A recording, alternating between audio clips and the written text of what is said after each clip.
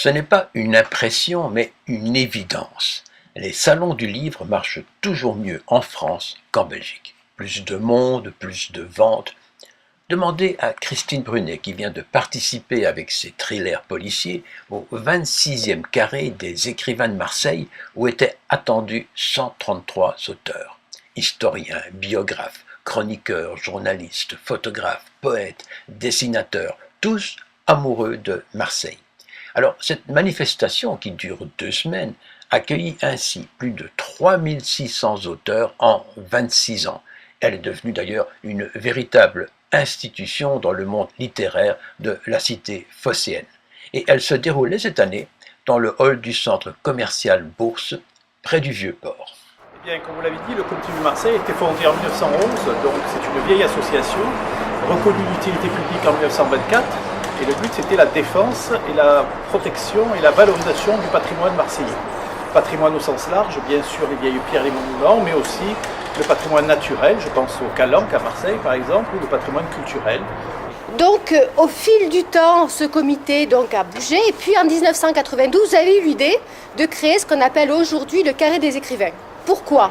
Pourquoi ? C'est parce qu'entre autres nous éditons un certain nombre d'ouvrages, et des ouvrages que nous appelons les cahiers du comité, qui sont des petits ouvrages historiques, et je m'étais dit que ce serait bien de pouvoir les faire connaître davantage au public en présentant ces ouvrages. Et donc on a présenté ces ouvrages, on a invité un certain nombre d'auteurs, et on a commencé par une 50aine d'auteurs que nous avons invités dans la bibliothèque du musée d'histoire la première année.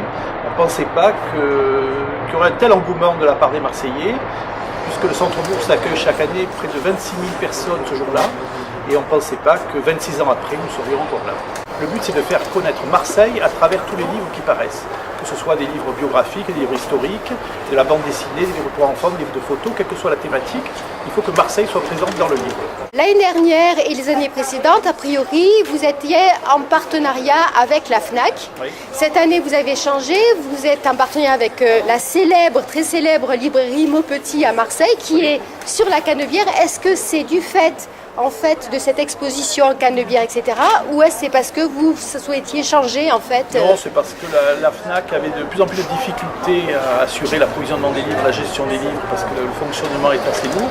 Et donc nous avons rencontré Maupetit, qui est une librairie effectivement présente sur la Canebière depuis 1919, donc une librairie historique, qui a été enchantée et qui nous a dit écoutez, on espérait vraiment travailler avec vous. Et donc pour la première année, effectivement, nous avons un partenariat avec la librairie Maupetit.